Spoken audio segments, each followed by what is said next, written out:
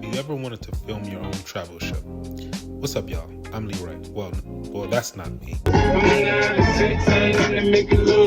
This is me, with the coolest Uber driver in Belgium. He was really happy to see black people. I'm a travel writer. I've been to over 40 different countries. I've danced in Scotland, rode a hot air balloon in Mexico, which was really cool, partied in Slovenia, including seeing this in Slovenia, which I'm still processing. I've toured black exhibits in Belgium while getting down on some frites. I'm just an explorer, somebody who loves exploring about black culture and history around the world, and how travel intersects with black love, black beauty, black culture, and things like black music. And one day I had the big idea to create a black travel channel. Think BET meets National Geographic, starting with a food travel show. So in this video, I'm gonna take you behind the scenes with our girl Marie, who just went inside, while you'll see how we filmed our latest episode at an Ethiopian restaurant. Let's go. Hey friends, on this episode of Flavors of Travel, we are exploring food from one of the oldest civilizations in the world. I'm talking ancient, I'm talking the birthplace of coffee, and we're doing it right here in my hometown of San Antonio.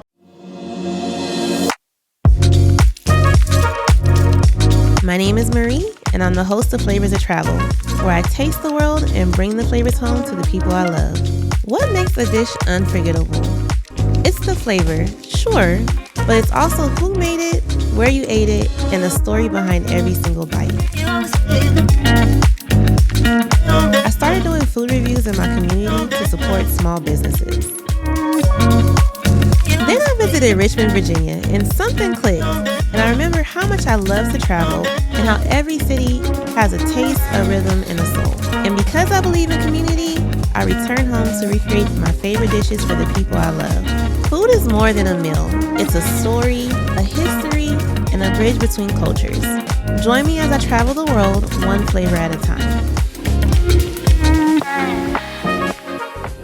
Before Marie arrives and the rest of the team, I try to capture as much B-roll as I possibly can, y'all. It's a time saver. If I can get in there and capture shots of the restaurant that really highlight the essence, the culture, and the vibe of the restaurant before Marie gets there. I'm up in here trying to figure out what I want to eat, trying to pronounce the food, but how do you even say this stuff?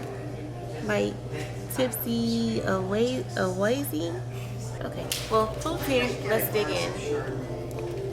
And here I'm capturing as many shots of the cooking process as possible. For food shows, man, people want to see the food. They want to see the process. They want to see the texture, the flavors. They want to know about the smells. And so we really did our best to capture as much of this as possible. And this is Gabri, the restaurant owner, who was formerly a refugee coming out of Eritrea, migrated to San Antonio. Now he owns this restaurant with his family. So it's really cool to tell his story. All right, y'all, I'm so excited because today we're going all in. So we have Doro Wat right here in the middle. It is their national dish. It's a spicy chicken stew. And then we also decided to do the lamb tips. We break down Ethiopian food for you. So it comes on Injera, which is a spongy type bread, kind of very similar to sourdough. And it's very easy. All you do is you're going to tear off the piece of it. You scoop up the food. And then you just eat.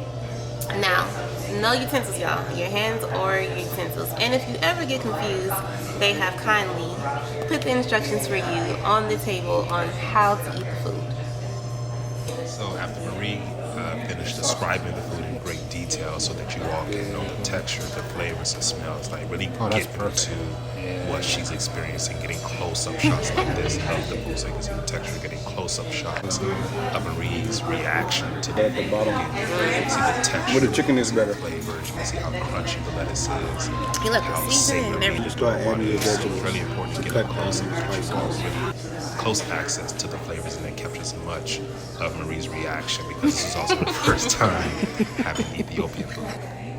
So this is a real new experience, eating with my hands, because I just have always up here in San Antonio, Texas, so I'm just so used to just eating knife, spoons, and forks. It reminds me of when I first had Nigerian food, eating food from stuff. I like it, but I like this because it gives you a chance to share a meal in a more intimate way with your friends, your family, and your loved ones. Alright, so what does the food taste like? So the Doro Wat is probably my most favorite thing I've eaten so far. It's stewed chicken. The flavor is very subtle. It has a very small heat, but it's not anything crazy. So I do enjoy that. I feel like the Injera balances it out because it has kind of that tangy sourdough taste to it.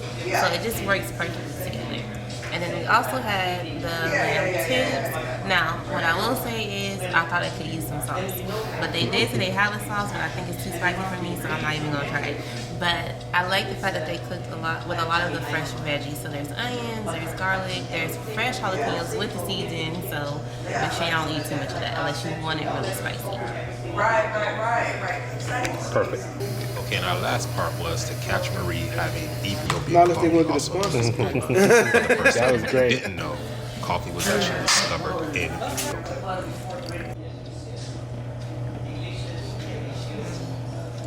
Okay, so I was expecting like some crazy, big, robust flavor, and it's actually not like that. It's very mild.